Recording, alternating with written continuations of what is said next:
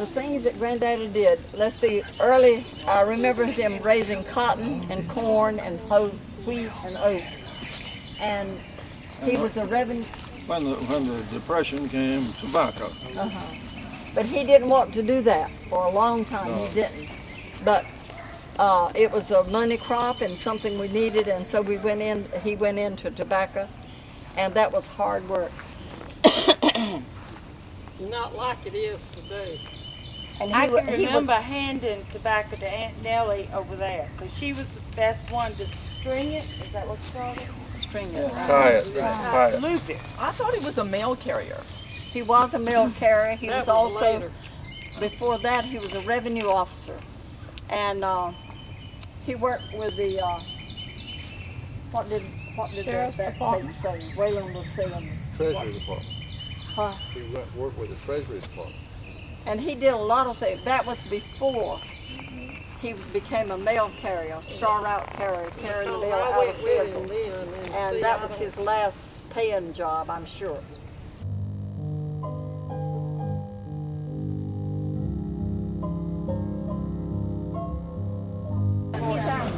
Yeah. He's our son. And these two are his children right here. You can't remember everybody, but you at least, these are your cousins over here. Let me go. This is, Yeah, Mom's in the house. She's got one. You ahead,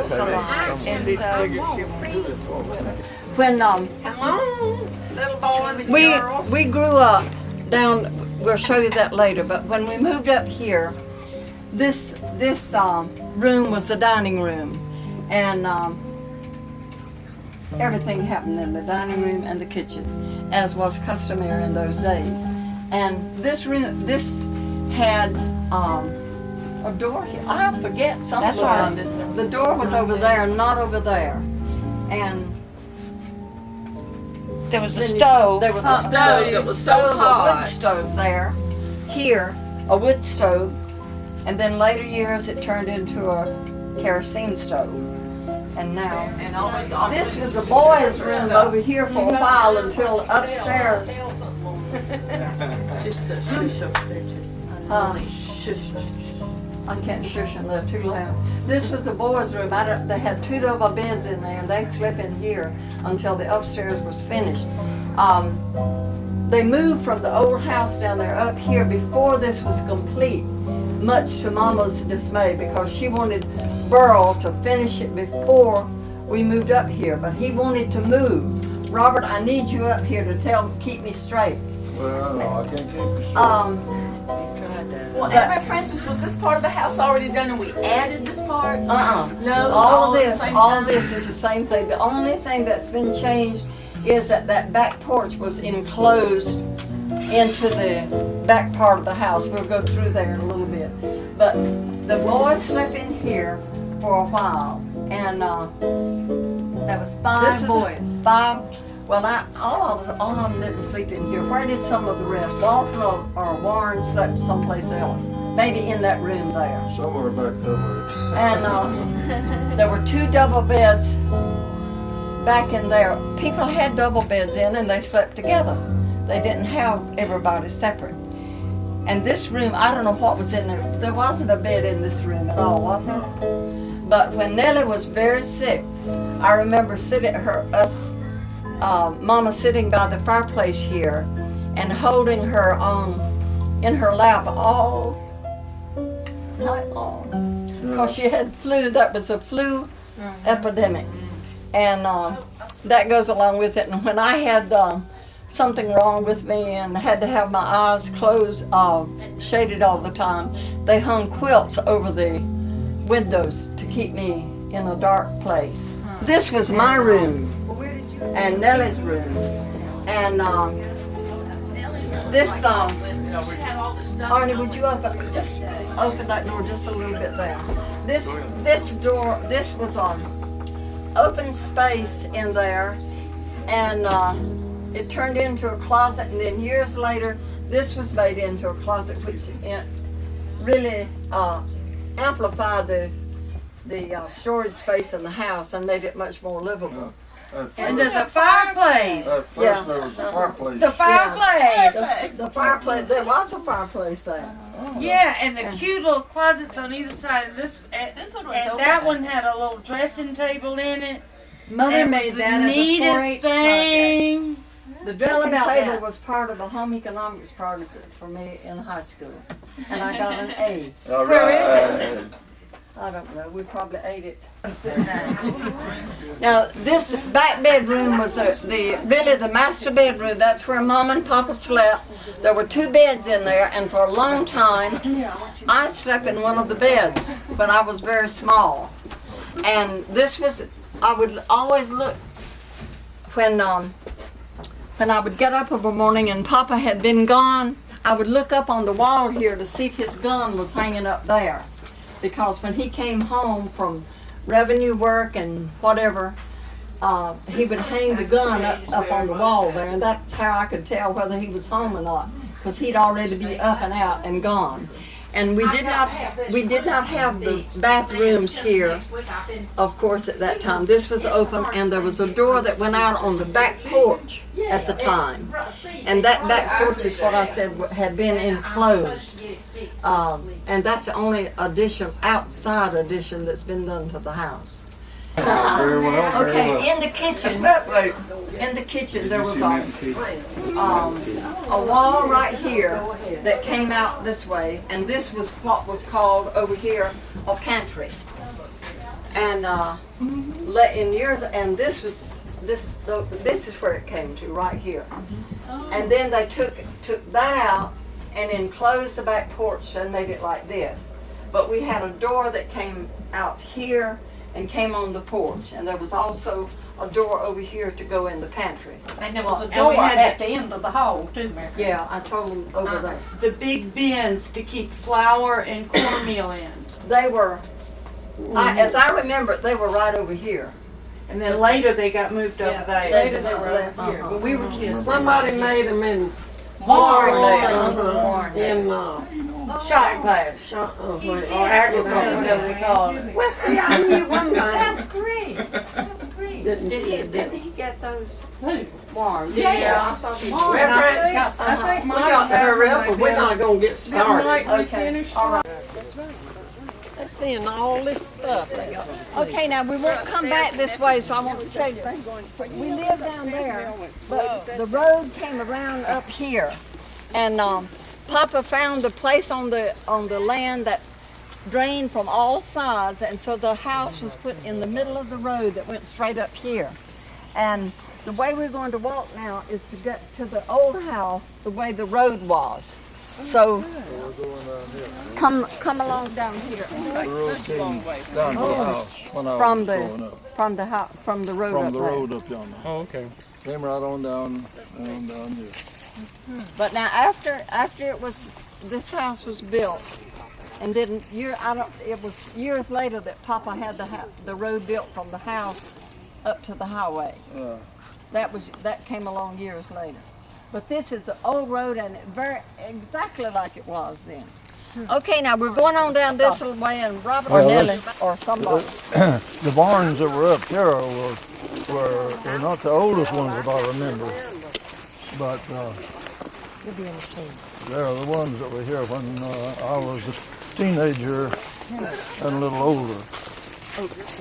Now there was a crib right here. This is one of the corners of it, right down there. That's where the crib was.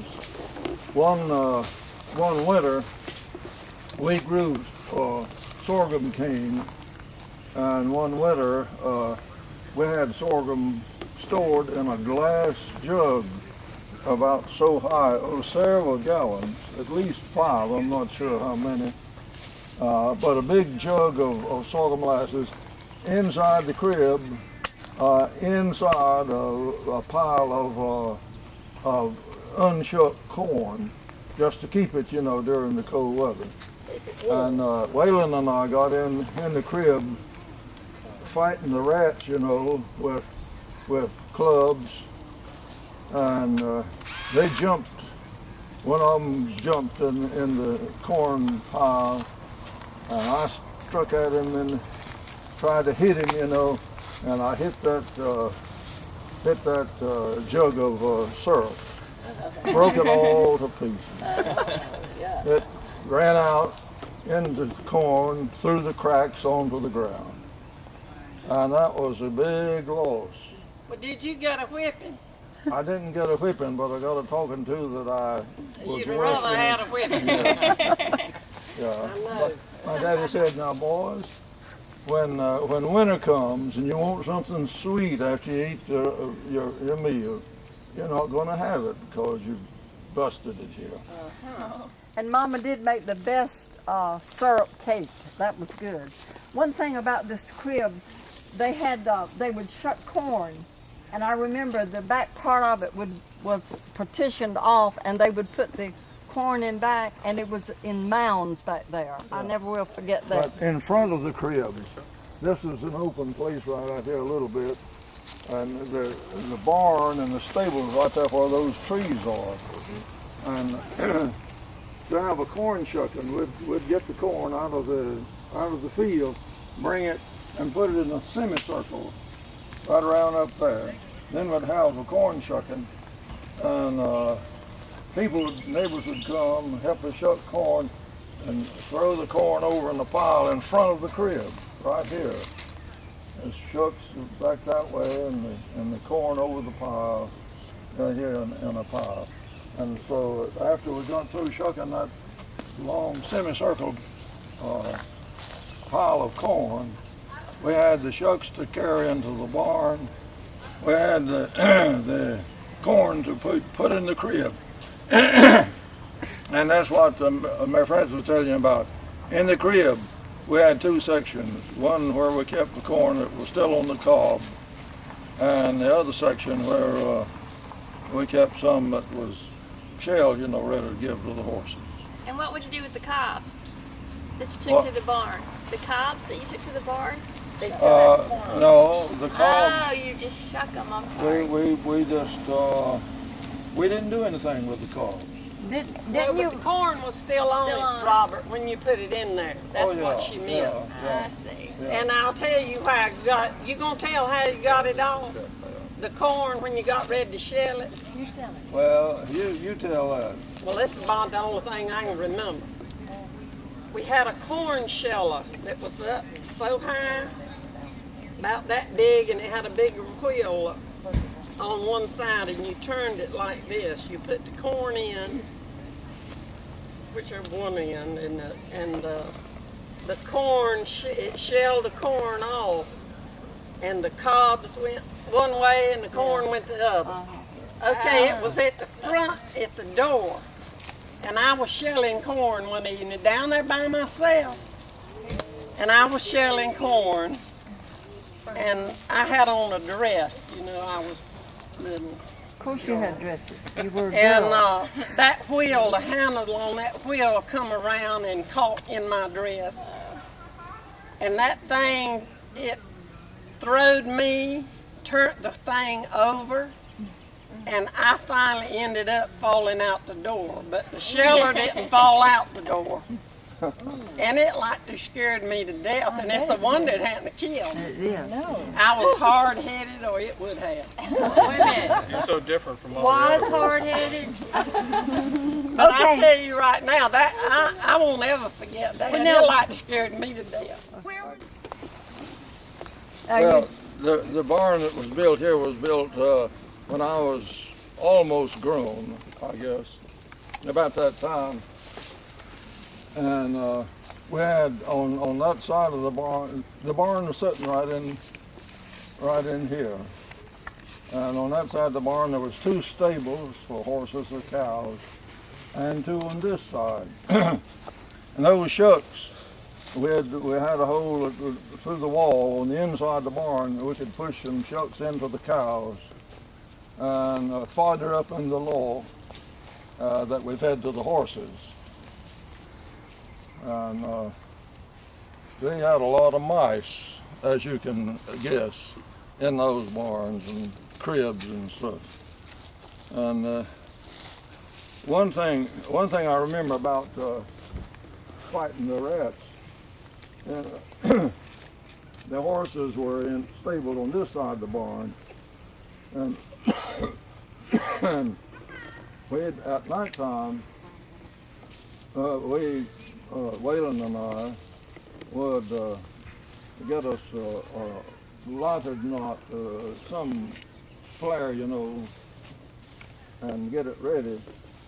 And we'd leave the horses out before feeding them on these nights that we'd fight rats. And when you knew the rats were in there eating corn out of the trough, we'd run up there with our flares and clubs and jump in the house, in the stable. And when the rats would run around on the rafters, get back in the barn, and we'd knock them down, as best we could. Did you catch But any? They'd kill them. We never did set the barn afire, but that was the best chance to do it. I declare. I wonder, after it's all over, I wonder how we missed that. Well, Yeah, and They did. And this area out here, I remember them having the garden a lot of the time. Back in this area was the garden, and back of the house here. And when I was a young girl, the area straight up this road here, I remember them clearing it. They called it new ground, and they used a puller that pulled the stumps up and did that highway. But right here, there's one thing. I remember a calf being born in this area, and Papa wanted me to see it, and I wanted to see the calf being born. I didn't know I did, but I came to the stable, but Papa made me wait outside the stable for a little bit while he covered up the calf with some straw, and then suddenly there was this calf that was found in the straw. We didn't believe in this business of telling people about birth, but I well remember that here is where we really grew up. And this is what we always talk about as being the old house. First, I want to tell you out here that all this overgrowth was not here, but you can see through the woods here that we have. You can see the remains of a crepe myrtle tree. There were two of them out here, and they bloomed profusely, and we enjoyed those. We played under them during the summertime. And I had to rake under. Mama, is this your front yard here? This is the front yard? That's kind of the side yard. Okay, the house, let's get this, you know how the house was. The house was back here, and all the space beyond it was open. It was field, and Mama had lake gardens and stuff out there. Hey. But it seemed like it was a long way from the house to the well. And the well was right there.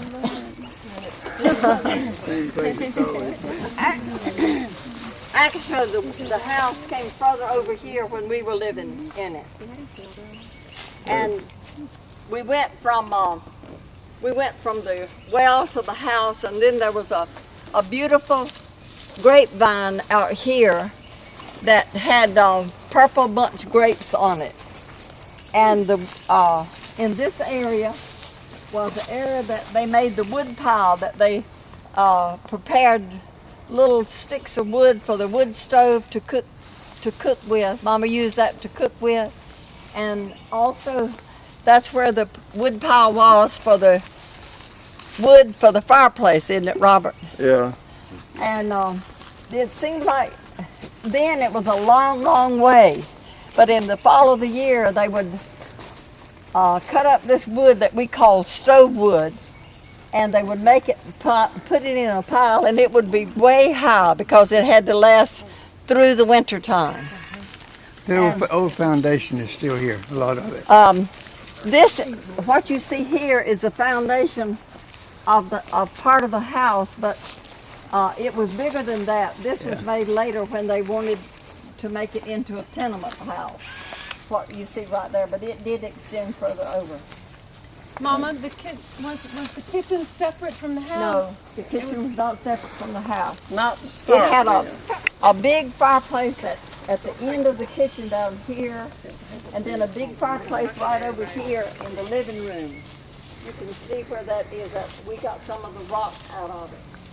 And the house was not underpinned. No, it was not underpinned. I want to tell them about something that happened and you were involved in. When Mary Frances was just a little tyke, 2 years old, I guess, something like that.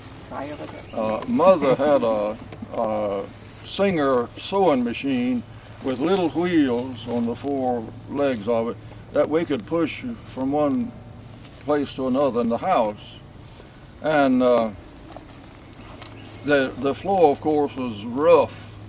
It was just a plank floor. And I was responsible for looking after Mary Frances while Mother and the others were going somewhere. And I set her up on that sewing machine, and she just a little tight, and was pushing her across the floor, and it was so rough. I let her fall off of that sewing machine onto the floor. Did you remember that? No, I never heard that before. I'm glad I you bet it told clears up a lot of questions. But that was the greatest scare I think I'd ever had up until that time. Well, you had many knocks and falls. I know, that's the reason. Well, now, it's not as bad as the one she done to me. What did she do to you? I can't remember it, but she can tell it. Well, I was taking care of Nellie, and she was a baby, and we were in the rocking chair. I was in the rocking chair, rocking back and forth. That rocking chair up that she's got now. And it never was really true, I think, in the rocker. Oh, But man. anyway, I was rocking so hard, I turned over this way, and of course I fell out of the chair, but I did hold on to Nellie, and got up and picked her up and went to the Uncle Neil's bedroom, and we had feather beds, or he had a feather bed, and I thought I'd killed her, and I picked her up, took her in my arms. Rather, I didn't pick her up. I tossed her over in the middle of that bed. She threw me Killed her almost. But I put her in there, and she went way down, out of sight. I didn't hear her. But you did that because you thought she was dead. Yeah, I thought she was dead. I didn't. Now, y'all can see why I'm like I am. She tried to kill me early on. I think. Okay. Yeah. Black pot. Okay. Oh yeah. The black wash pot and so forth. That set. Let's see. Where did the wash pot set, Robert? It was out near the well. Our wash pots. Well, that was something. They were out in this area. Right in there. And the tubs. But now down this way was a road that we went. A road that turned into a path that we would walk across to Highway 421. And that was a store over there. And that's where we went to buy groceries and whatnot most of the time. And if I were good, I got to go with Mama once in a while. But most of the time, Papa took the boys or Mama took the boys, and I didn't get to go. That was I a good remember mile over there, went wasn't over it? there. That was a good mile over there, wasn't it? I'm sure. The road was down this way. Yeah, right. Nellie through said most of the time you weren't good. But I went one time over there with them to the store, and got some chocolate that Mother used to make chocolate drinks, and she instead of using water, she made it with milk, and she made a bunch of that hot chocolate when we got back, and it was so good, and I drank so much of it I got sick. The road came, Robert, see now if I'm saying this right, the road came down here, and then there was a small yard to the front of the house. And the crepe myrtle trees were out there, and on this side of the drive, Mama had the gardenia bush and another one, I can't think of what it was. And across this field, which seemed like it was miles, there was an apple tree over there that Mama would send me for apples, and it seemed like I would never get there and never get back. And in this area there, I remember that Papa fixed potato hills, we called them, to store our sweet potatoes in for the winter. And they were up there. They would put straw over them and then dirt over them. And it became my job a lot of times to go get potatoes, and I was always afraid to death. I thought if hell were worse than that potato hill, it would be terrible. I remember it being so dark and everything. Well, you didn't tell about the framework that we put a pile of potatoes there, put straw on them like she said, then put stakes, fasten them up at the top and let them come down the side all the way around, and then put more straw, and then put the dirt around, and that kept the dirt off the potatoes.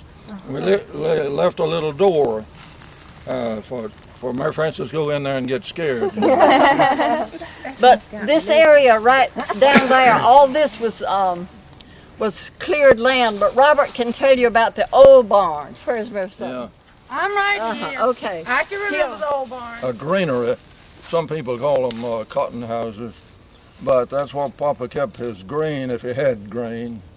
And on each side there was a shelter on the lower side where they put the wagon, and on the upper side where it put the buggy. And and inside that granary, when there was no grain in there at the proper time of the year, we'd mix fertilizer. Back in those days, you didn't buy your fertilizer already mixed, you know. The different ingredients, Papa would pour it out of the bags into a pile, and with shovels in, one on one side and one on the other, we'd turn that over, all through that pile, turn it over, mix it. Then we'd sack it up and take it down to the field and use it. But that was in this building here. Now, the first barn I recall was right down there, I think where that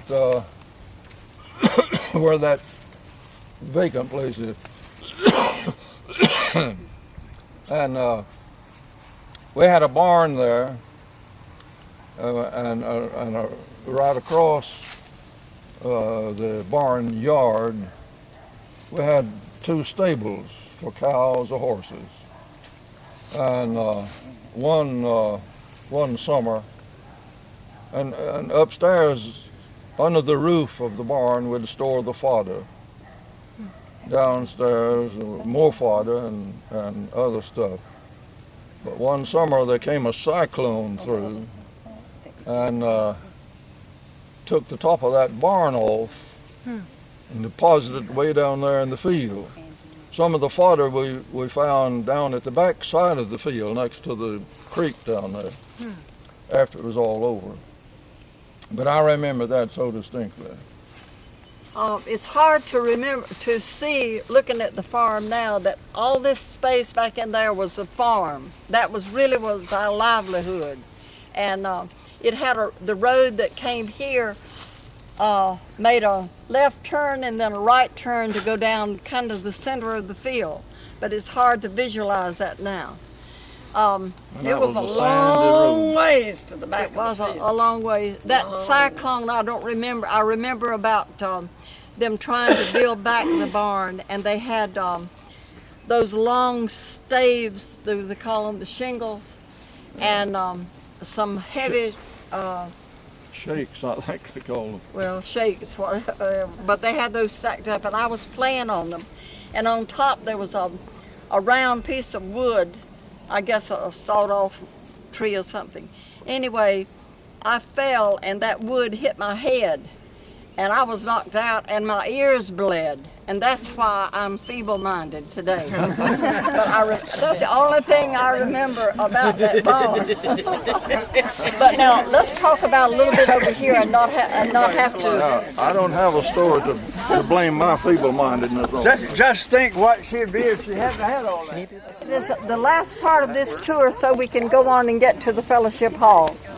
Of course, all this up here is a lot of it is after Robert and Waylon and Gordon and I left home. Gordon stayed up here some, and so did I. But for a while, Papa raised chickens to make to make additional income, and there were 3 chicken houses. One here, one right there, and that one standing way over there. Is the third one. But that was his way of getting some money. But he got, after working with the chickens, he got so he never would eat a chicken. He could not eat chicken, which I can understand. And is that Granddaddy you're talking about, Mom? Yeah. And one thing I wanted, the sawdust pile. Where's James? There was a sawdust pile right down here. And for years, you kids could play on it, and then it became dangerous. It was dangerous. That's what y'all told us. It was dangerous, and you was not supposed to play on it, and they would tell them not to go by it. And of course, as soon as they got out, they made a beeline for it. But Joe or somebody asked me where the sawdust came from. Papa, they cut the timber on. I think I'm right about this. They cut the timber on the farm, stacked it out here to build the house up there. That was how they started the house. And while the lumber was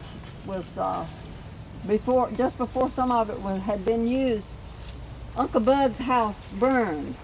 Uncle Bud was Papa's brother, lived down the way, and I remember that Papa told him to come and get some of the seals from up here so they could build. They had a community house raising, and they got the seals from up here. I don't know what else, but that was part of it. Mama, what's a seal? Seal is a big piece of wood made out of a tree about like that thick. Oh. And that's the foundation of the tree. And he wanted to know why that y'all told us the sawdust pile was dangerous, and you told us that we could be climbing on it and there would be like holes and we would disappear and they'd never find us again. That's right. That's what y'all that told didn't us. even frighten. That's right. That's Didn't exactly even why think we so. wanted to see one of them holes. Telling them a lot of tall tales. It was. When you were little. I have a story about the chicken house that was here. We were playing in the chicken house when I was a tiny little girl, and a huge snake came in one of the chicken holes and went right through the house and out the other hole. And I went screaming up to the house to tell Grandmother. I was very sure that she would grab me and pull me in the house and lock the door. And so I went screaming up there, crying, Grandmother, Grandmother, there's a huge snake down there in the chicken house. And she said, oh, there is? And she walked outside, she got her hose, she came stalking out here, found that snake, killed it, all in about a 10-minute period of time. We were all. The Wilson family then and now, and also yet to be. When Burrell B. and Flora Jane, before the preacher stood, or sat there in their buggy that day so long ago. Which one? We've heard both tales. Which one? Anyway. We weren't there. Just what it was they started, they had no way to know. They could not see the dozens now in their roof of room, as opposed to rhyme stood, but not quite. Yet in each other's eyes, they saw the basic love on which to build a family, gift from God above. A love that through the years just grew and grew and grew. And ere each saw the heaven to which each one day flew, they surely had an inkling that which was to be. The children and the grandchildren, including you and me. Even all us in-laws, not an outlaw in the crowd. Perhaps with pride, they're singing praises long and loud, with happy angels joining the celestial sound, and members of the family blending all around. Now here we are together, some 34 or more. We remind ourselves of Abraham like sands upon a shore, all living all loving each the other because we love the Lord and plan to go on living according to His word. Surely we shall grow and grow in numbers now unknown, and in kinship with the Father's love, always before His throne. For that's the way they taught us, Burrell and Flora Jane. Their teaching blending well with others who in the same sweet vein made sure their children would know the Savior's love and walk the shining way of life to that sweet home above. What a happy time we're having with eats and sweets galore. And if we cannot find a way to be together anymore, surely we and they and others yet to be will see us each in kinder light than ever here we see. Thank you.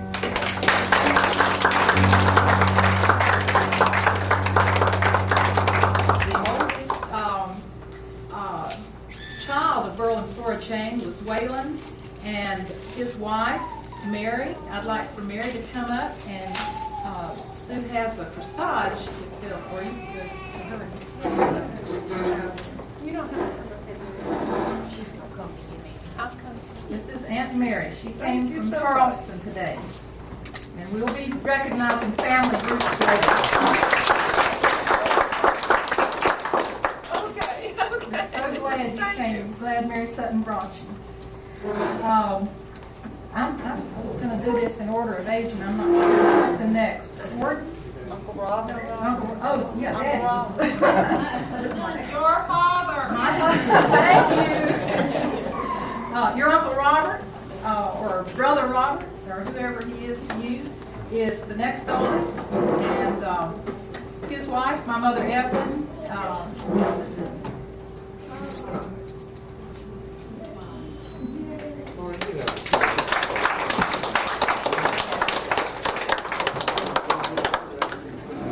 Yeah, you're supposed to look pretty after you pin it on.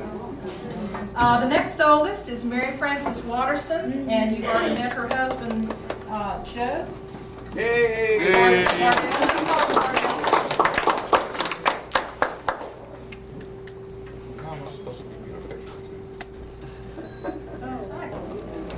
Okay. The next one was Gordon, and his wife was Eula.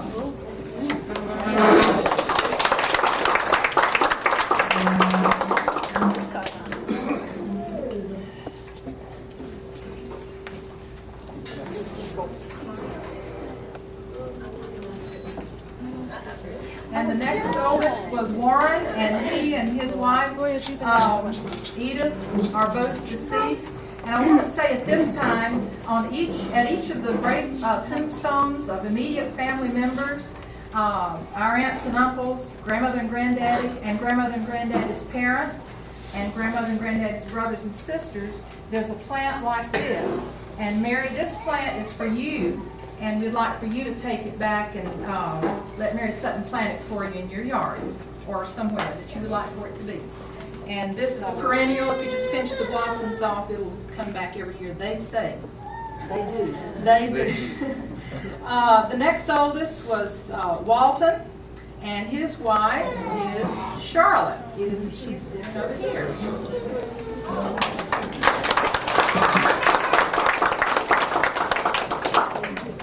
Charlotte, you are welcome into the Wilson You know, I'm in the family now.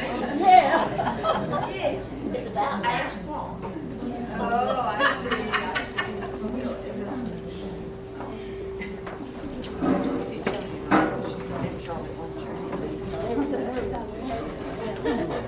Okay, and then the very youngest child of Burrell and Flora Jane Wilson is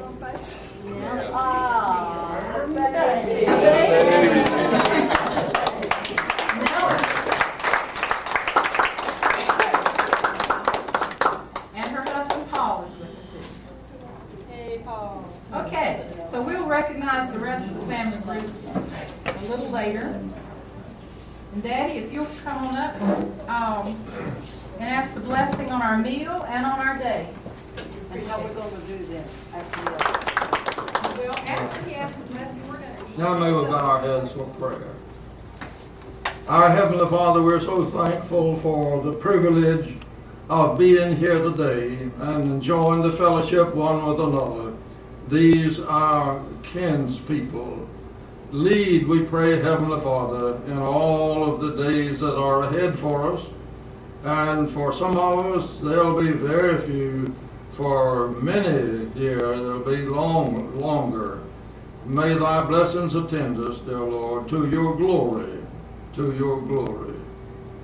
Dear Lord, forgive our sins. Keep us close to you. And bless the food now that has been prepared. Bless the ones who have been instrumental in getting it here. And help us all to know that you love us. And bless the food to the nourishment of our bodies and us in the remainder of this fellowship time together. And we pray in Jesus' name and for his sake. Amen.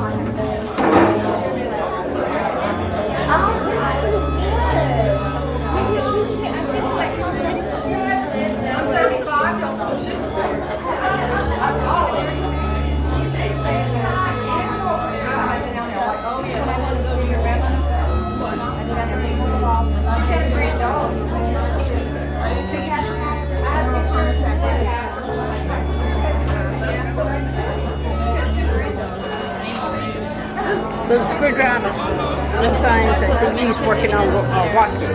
He used to work on watches long time ago.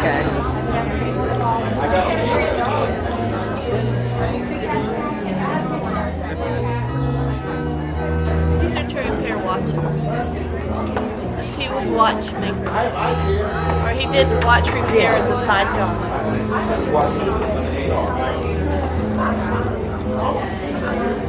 Little vice. Wondered where they were. This is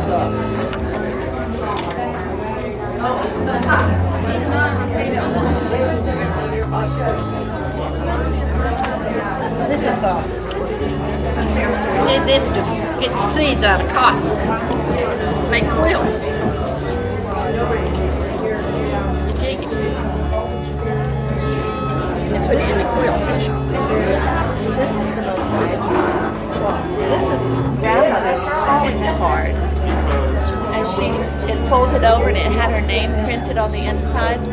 Long ago, because they didn't have telephones or answering machines or any way to communicate, when you visited someone, you had a calling card. And if they weren't home, you left it in a tray by their door so that when they got home, they could see who had come.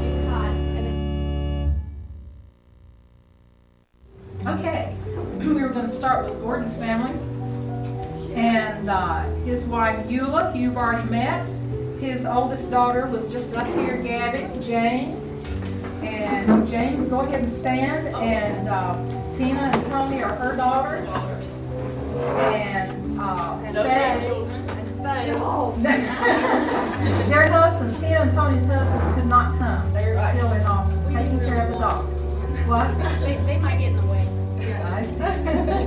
Faye is the middle daughter, and she lives in Hawaii. And Sue is the youngest. And Eula, you can stand too. Why don't y'all get together? And Arnie is Faye's stepson. So let's go to Waylon's family. We have his wife Mary. Her oldest child and the oldest grandchild of Burrell and Flora Jane is Mary Sutton.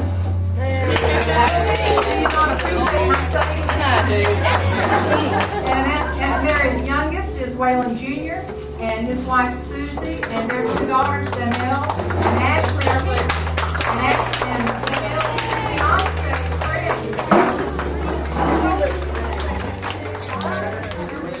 Robert Lee Wilson. I'm his oldest, and David's my husband, and we don't have any children. And his youngest is Ed. Where's Ed? Is sitting right there. And Nancy is she's rocking him, so we'll make their picture later. And that's his daughter Amy, and Emily is her daughter, and then Vivo is on the way. All right. Mary Frances and her family, Bardell. Her oldest is Gloria Frances Waterman. Her husband Murray, and they live in Iowa. Burrell, is that the way you pronounce it? Burrell. Yeah, we say I was Burrell. named after Granddad. Really? She's got a Burrell name. Watterson, and then the youngest is Joe. That's why we continue to call Bardell, so we don't get Joe and Joe mixed up. And his wife Dolan could not be here. His children Matt and Katie are here though. So that is the Watterson family. Warren and Edith's family. The oldest child is Marlene. And her husband Julius. And I'm so glad they could be here. Julius has had health problems this year, and severe ones, and I'm really happy he could be with us today. Their oldest daughter is Julie, who just got married to Bill Treywick Jr. The middle daughter is Laurie Lambeth, and Jones. Laurie, I was looking at this. Laurie Michelle Lambeth Jones. And her husband Dan. And their children, he's holding Sarah, right? And Peter is on Julius's lap. And Hannah is beside Marlene. And they all help on the farm. All right. And their youngest daughter is Holly. And she is married to Jim. Is that right? Yeah. Well, good. You did good. And they have a new baby, Haley. Haley and Holly. I asked Holly if they thought about the way the name sounded when they named her, and she said they didn't. It just worked out that way, but I think it's neat. Haley is the youngest member here today. She is, what'd you say, 9 months? 9 months old. So now, there are two more family members in Marlene's family. Janet is in Okinawa, and her, excuse me, would you like to take over here? Her husband Buddy and her son Ted are in Okinawa right now. Okay, Walton married Charlotte, and Charlotte is here. Married Charlotte Harrington. Her oldest daughter is Victoria Jane Wilson Cummings, and she married Scott. Tell them about Scott, where he is now. He would love to be here because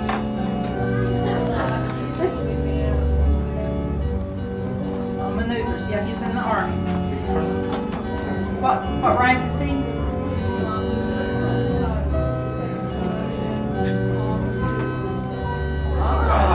Congratulations.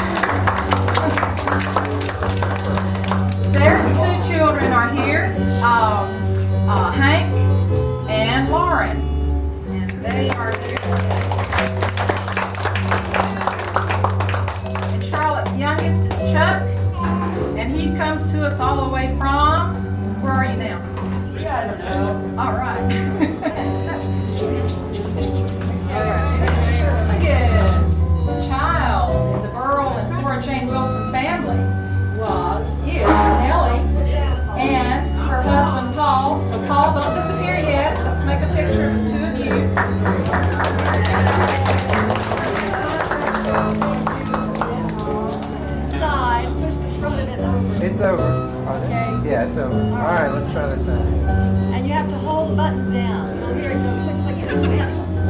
right, 1, 2, 3.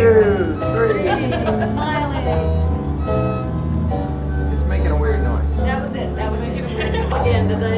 Yes. You do.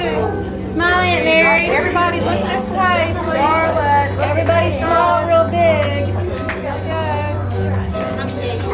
Very good. Okay, All right, hold on. wait. I didn't get one. This is more or less in chronological order. And then it's okay. Go get it in order. Anybody would like Cora Jane's biscuits tonight? All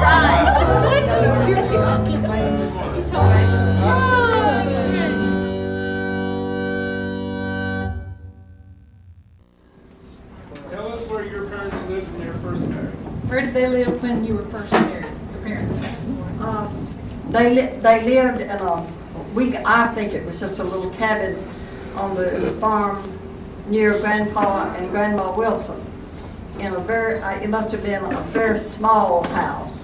They lived there, and then they bought the property where we live now, is what I understood. And they bought it from some Oakwinds, Oakwinds lived there before they did. And the well is said they are never to have gone dry. And the Oakwinds would come back ever so often with their cans and jars and get water from that well because they enjoyed the water so much. And that's the only place they ever lived that I know of, except there. And that's where Uncle Waylon was born, right? Uncle Waylon was born in the cabin near Grandpa and Grandma Wilson, is what I understood. Different cabin? It's the same cabin there. The old house, as we call it on the farm, is where they lived most of their married lives. Tell about Uncle Bud. Tell about Uncle Bud. Well, Uncle Bud was Papa's brother. Robert said that. But what I remember, one of the things about going down there, they always had peanuts. They'd parch a pan of peanuts. And we'd sit around and eat peanuts, and they were so good. And Aunt Kate, his wife, Aunt Kate, was a jolly person. She lived down there on the left, right? Mm-hmm. And that, I always loved to go to Aunt Kate's and Bud's. How'd they parch their peanuts? In the big old stove. In a pan, about a great big pan. Let's parch a pan of peanuts. And they could do them good, couldn't they, Robert? Sure good. And we'd sit around in a semicircle around the fireplace, eat those peanuts and throw the hulls toward the fire. And when we ate all the peanuts up, then we'd all get out of the way, and Mother would get the broom and sweep the hulls into the fire. Well, Uncle Neil was in the Civil War, and he lived with us. I don't know why. When I was growing up, he was there. I don't know. I know why. Let me tell that. Uncle Neil's wife was named Mary. She was sister to Mama's father, and she had TB. And from the time Mama was about 15 or 16 years old, Mama stayed with them most of the time and nursed her. And then when Aunt Mary died,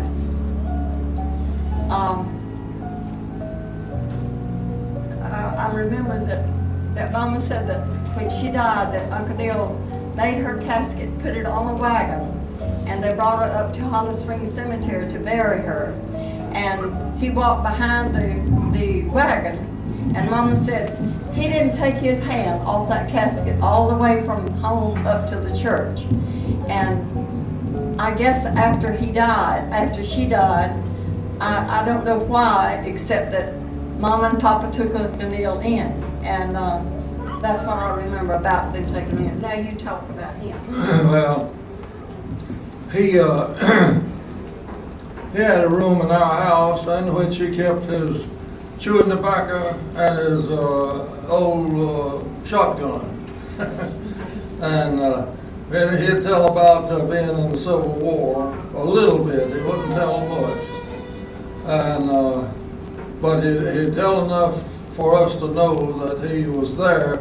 He said that when the surrender came at Appomattox, that they were all out in the big field, and there was an apple tree. There were some of them in the shade of an apple tree, and when they got word that the war was over, right there in the house close by where they all were encamped in the field, that they cut down that apple tree and chopped it up into little pieces, and everybody that wanted a piece of it took it with them home.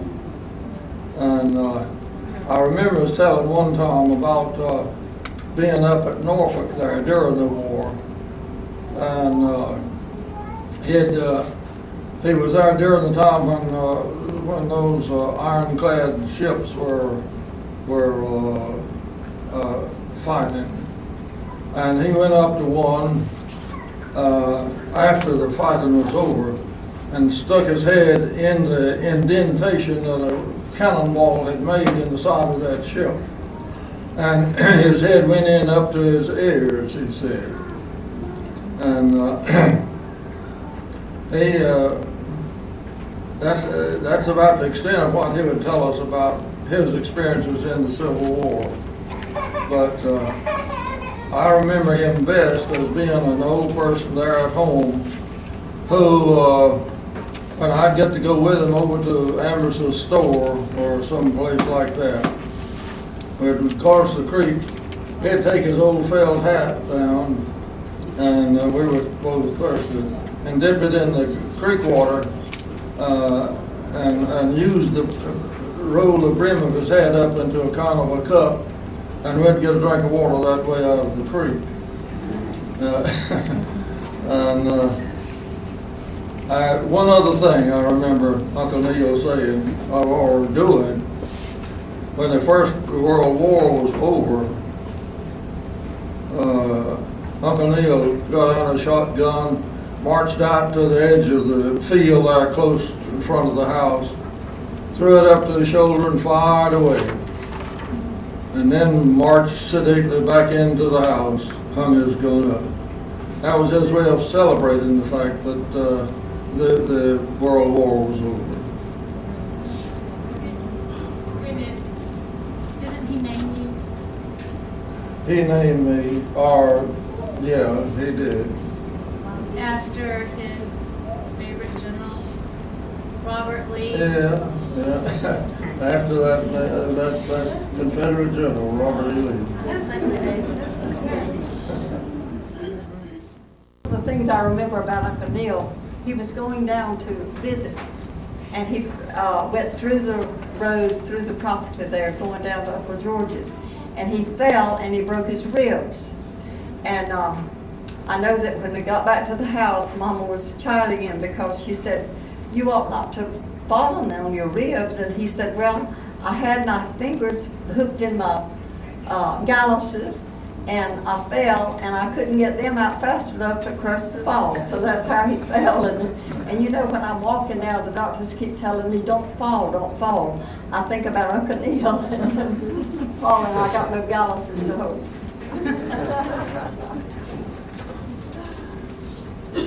How old were you? I remember her only on one or two occasions. One time I went down to the house with Mama, and she had just gotten, how I don't know, 3 half-glass canning jars, half-gallon canning jars, and they would put up pickled peaches all the time. That's all they put in those jars at first. That was unusual. I couldn't understand why they did that, but that was a very odd thing at that time, a very unusual thing, I say. And I remember her sitting by the fire and rocking a cradle that somebody had made in the family, and that cradle was over by the side, and she was very old. I don't remember her death at all, and I don't remember Grandpa Wilson's at all. Do you, Robert? But she was a quiet person, so I didn't take after her. Can you tell who you're talking about again? My father's mother. And they are buried out here, and there are flowers at their graves, as there is to each of, as you said, is all the family. Stories are real cute. I kept that in, that kind of thing. So in the beginning, though, it's interesting. Gordon and Waylon are talking about their granddaddy, John Robb, and what Gordon remembered about it was that John Robb wanted them all to know how to hunt, and he was very careful to teach them how to hunt. But we're fast forwarding past that point. So we'll start with a conversation that Waylon and Gordon and Mama and Aunt Mary were all having. And we were asking them some questions, and they were answering them on the video here. And then he was revenue officer too. He's talking about granddaddy, his granddaddy. Shifted to do No, his daddy, work Burrell Brown. with other departments, and he did that. Was the work with the Secret Service and the other departments later in his life, because he was a farmer at first, and then later in his life he did all these things? Yeah. He got so he wasn't able to farm, he got his job. He kept the boys farming. We farmed. Oh, did y'all farm after he stopped farming so much? They kept things going on the farm. Real horse called John. And what was the other horse's name? Jock. Little Jock. Little Jock. No, wait, were they horses or mules? Horses. We find a farm for a farm. And you know what? I remember about that mule. It was bought from Mr. Freeman one. Right. And it cost $150. Is that right? And that I was left home. but I remember how worried Mama was because that mule cost so much. And I remember that it was so much money, you know. Uncle Wyman, was Granddaddy also a deliverer of mail? Did he take mail? That's right. He had a star-out contract mail carrier. After he did this other. Down around Stanton and below Fayetteville, had a route down there. He got that work by bidding on it. Oh. And he carried that mail. He was able to do heavy labor, so he got the job hauling and preparing mail. And that was really the last work. Yeah, he did. What do you remember about it the most? I don't remember a lot about it. You did a lot more than you remember. I remember one thing he took when you went to Chicago to go see. Yeah. I remember Papa saying to Waylon, "Now Waylon, whatever happens, don't keep things from me. I can work with anything if I know what's going on, but don't keep things from me." Yeah. He did. Yeah. I've never forgotten that. Yeah. And he had one time, we had a storm blew the barn and the whole top off the barn down with a tornado came by. That same year is the year that we had a hailstorm. And the hail piled up on the side porch of the old house, which is not down young now. It's so deep, I took a shovel and filled up a big tub of ice. That's in July now.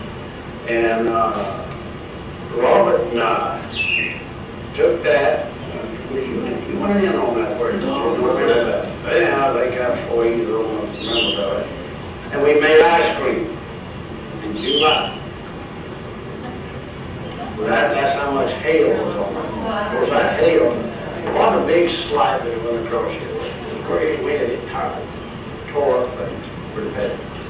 Now, what did you like about your daddy the most? What do you remember about, what were the qualities about him that you liked the most? Well, let me tell you something. He was Let me tell you, y'all have to say, let me tell you. He was a disciplinarian, and he was very kind and he was generous to a fault. generous to a fault, yes. Yeah, they were very generous. When they had the flu epidemic, the people would, after the World War I, he went and nursed people and families where had the flu. And he never did get the flu.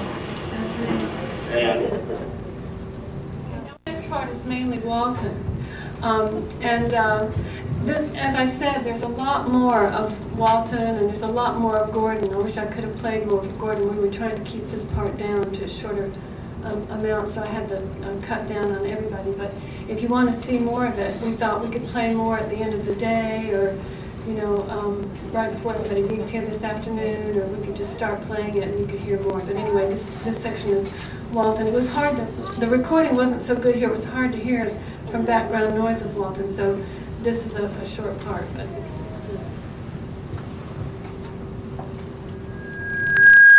Grow up wanting to be a farmer, or did you just not think about it much and it just happened naturally? I just done what I felt like I ought to.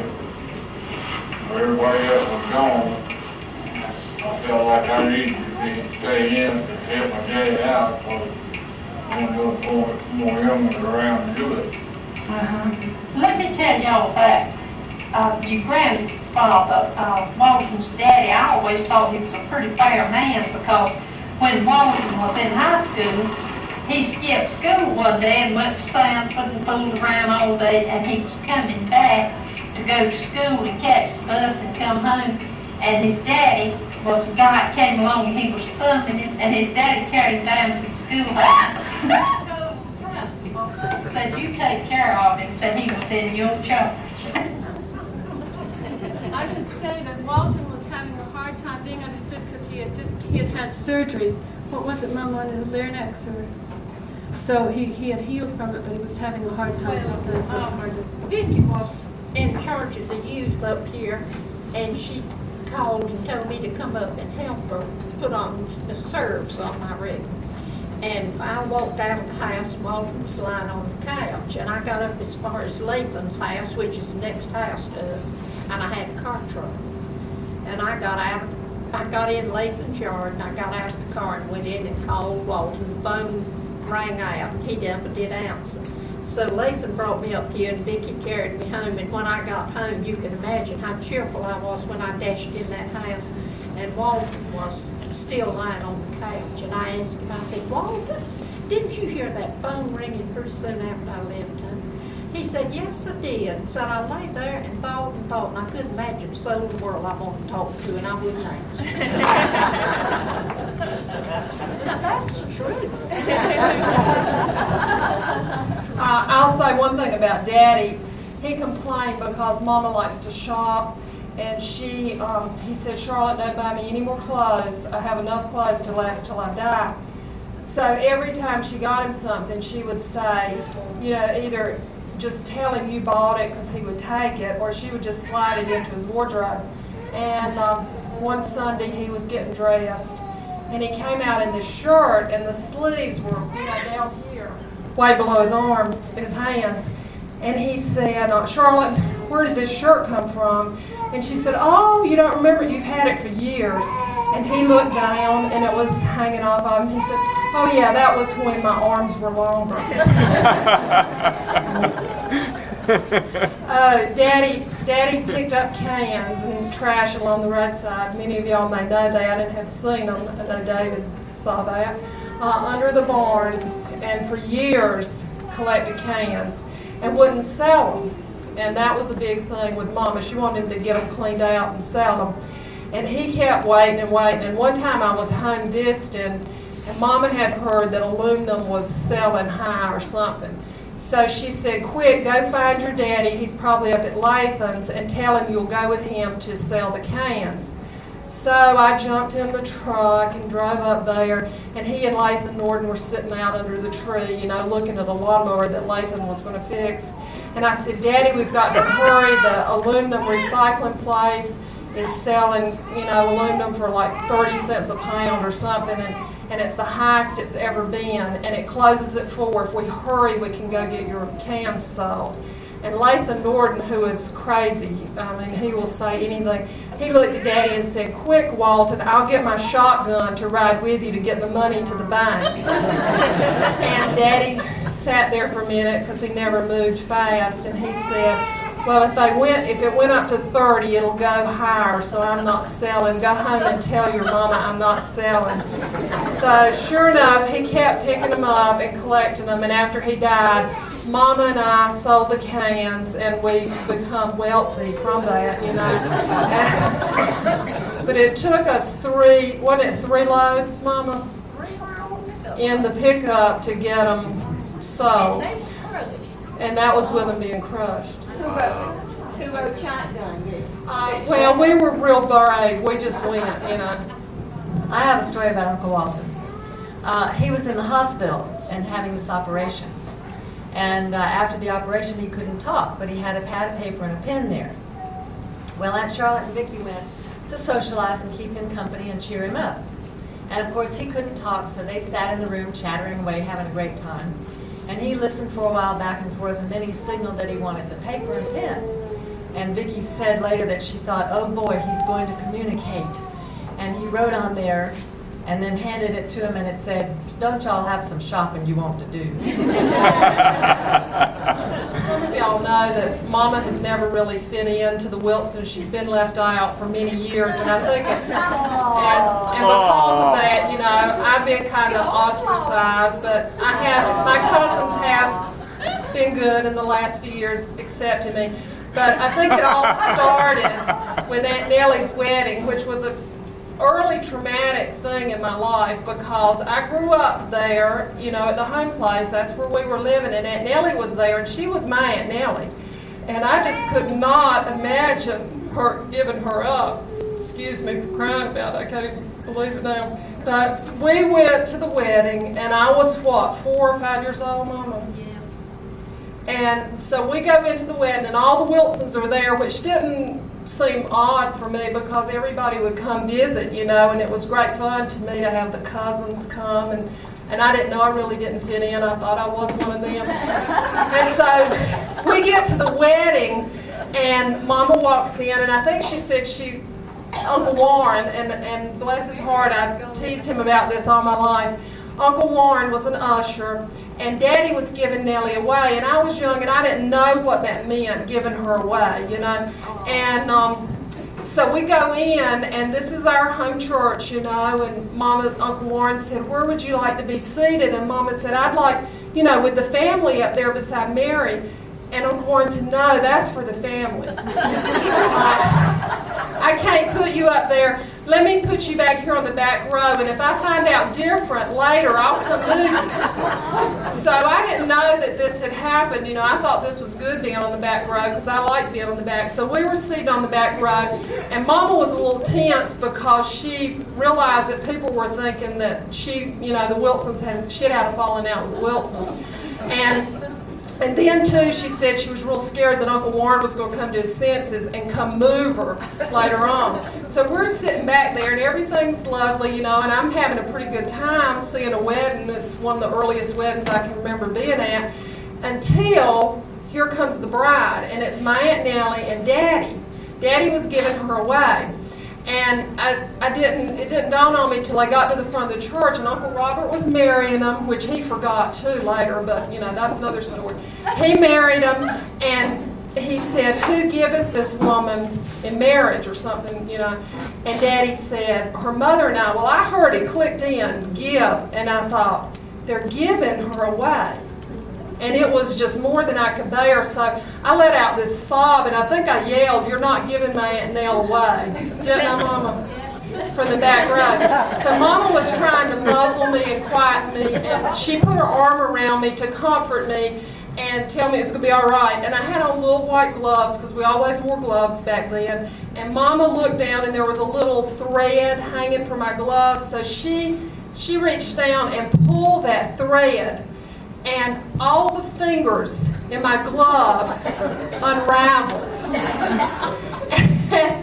And then I think I got tickled, and we were kind of upset because we were laughing so hard. So we were kind of rambunctious back there. But Aunt Nellie did get married, and it all worked out, you know, and I was able to live with that because I still had my Aunt Nellie around. But at the beginning, it was very traumatic. And then after that, every wedding, and I won't go into everybody's wedding, Julius and Marlene's, I think, was the only one. Mama, did you make it into the family there? And I was in their wedding, which was a highlight of my life, too. I was a junior bridesmaid, my first experience. But then other weddings, you know, we've had a hard time fitting in. Like I remember Joe and Dolan's, we were helping do the reception down in the fellowship hall, and all of a sudden I looked around and Mom and I were the only ones there, and I said, gosh, Mom, everybody's gone, because all the Wilsons, Aunt Nellie, everybody was down there doing it, and then it was just us, and everybody was gone. And we said, oh, it's time for the wedding. So we go upstairs, and Aunt Eula was directing that wedding. And I said, well, you know, we'll get to sit with the family for once, because we really are, you know, Aunt Eula will put us in with the family. And so she had us ushered in, and we sat down. It was in that look, you know, Bush Creek Baptist Church. And I looked over, and there were all the Wilsons over on the other side. Daddy and Uncle Gordon, and just all of them were over there. And then Mom and I were over here. So I looked at her, you know, and it had been many years had passed. And I said, well, you're still not fitting in, and you're bringing me down with you. So it's been, and I really gave Uncle Warren a hard time about it when I was getting married, because I said, you know, Uncle Warren, I'm going to have within the ribbons for the family, but I'm not sure that I'm going to let you. It's going to depend on how you act between now and then. And so we used to joke about that all the time, because it was so funny to us, and he was a sweetie. Now we've got to close pretty soon, but I'm going to ask you both to talk a little bit about what you felt was the most precious thing you inherited from your parents. Both of you, Uncle Warren, you can say, what was the most precious thing you felt that you got from your parents?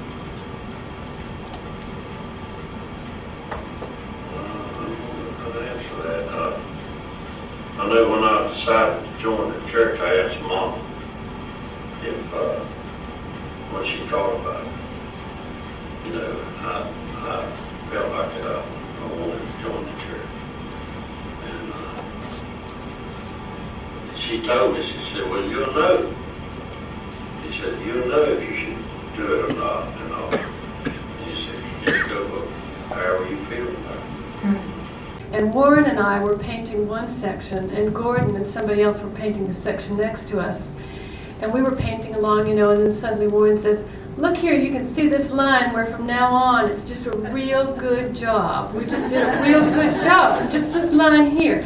And Uncle Gordon said, well, no, I think from this line on this way is a better job, because see how smooth it is? And then they went back and forth fighting like that. It was just so funny. I mean, it's hard to recreate the fun times that we had like that, but I'll never forget that painting y'all's house. That was so much fun. And I remember when we were little girls, this is about Uncle Warren, going to drive-in theaters, and he was always so good to us. He'd buy us all kinds of food. You know, we'd get popcorn, and then we'd get milkshakes, and then a little later we'd have Cokes, and just anything we wanted to eat. It was just so wonderful. They were all so generous and sweet. He spoiled. He did. They all spoiled us. Every time we went anywhere with any of them, they would just spoil us. And I wish Vicki would remember more stories about Uncle Walton, because there were so many. When he was in the hospital there at the last, there was just one funny thing after another he said. Like, maybe somebody remembers this story, but it was something about, Daddy, do you remember this story? Uncle Walton was in there, and people kept coming in, and then he said to somebody, well, why don't you just invite the whole bunch of them in there and see if they could all fit in the room at once, or something like that, because there were so many out there, so many guests coming. He was always cracking jokes. So there's Aunt Evelyn. This is the end of Daddy's section. That don't look like Aunt Evelyn. Thank you very much. This has been great. Having you. All right, good. You're on TV.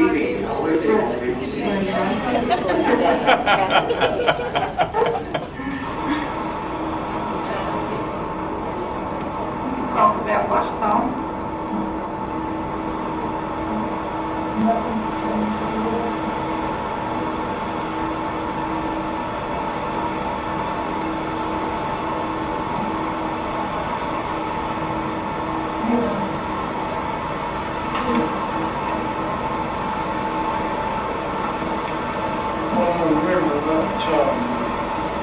Yeah. Well, I remember that I liked to go to school. And over in Patterson School, we went to I know school that there. when she and Robert came to North Carolina, I was concerned about her because she was an only child, and she left her father and mother out in Arkansas, and she had some trouble. I felt like adjusting to us because we were different, and she really had to work at fitting in, I think, to our family. But she loved us all, and we loved her too. How did he bring an Arkansas girl back?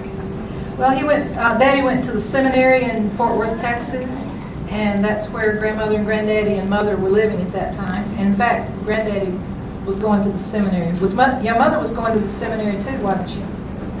So that's where they met, and then they got married in Arkansas and came back here. And I always said he went way off out there and got a farm. But she was a dear one. She always said pecans, and everybody here said pecans. There are 3 places where grandmother shows up on this tape, and they're very short. So I'll fast forward to the first one. That's Ossie Patterson at the beginning, for those of you who remember her. That was Uncle Walter, too. Yeah. Was Uncle Walter in that ring, right? Yeah.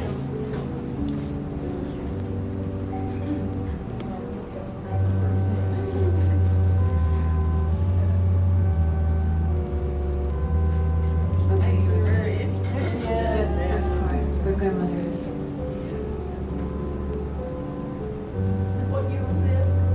78.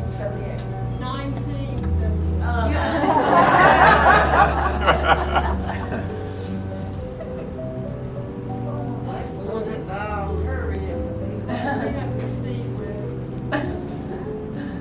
That shotgun involved again? Wow.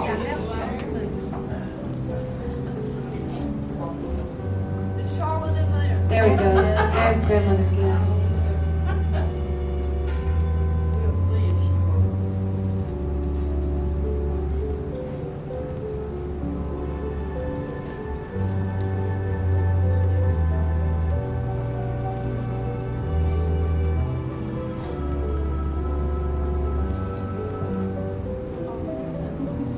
Oh, wait, that was it. Daddy and I, did you see him here? Briefly. There we go.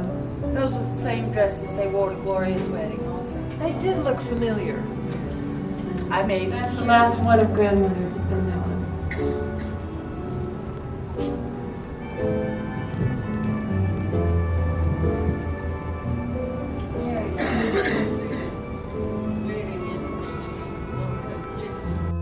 I remember one time she always came in and, wanted us to read the home life and have Bible study at night. And sometimes we weren't too excited about doing that because it was like a good TV program on, And Grandma used that suave hairdressing, how she would wear a hair bag and she'd put that on. And she always washed her hair on Saturday night and she would come in, and put her swatch, but she called it suave. And she would put her suave. Well, I think Chuck did this. I don't know. Somebody accidentally had left glue up in the cabinet. They had that medicine cabinet. And it was white, Elmer's glue, which was just like her swab. And she squirted a big glob of that out and came in and was rubbing it in her hair. And she said, "Something's wrong with this swab. It's not doing my hair right. I can't get the comb through." And we looked at the bottle, and it said Elmer's glue. And she had to go. She went back. She was a little bit miffed about that, but it was. That was the only time you ever saw her. It was, and she loved. I don't know if you remember our dog Woody, our wire-haired terrier. And Grandma they never had a dog in the house, and didn't make a whole lot of her pets. And we got this dog when I was in the 7th grade, a wire-haired terrier, and he became the love of our family. And Daddy thought he was wonderful, and Grandma did too.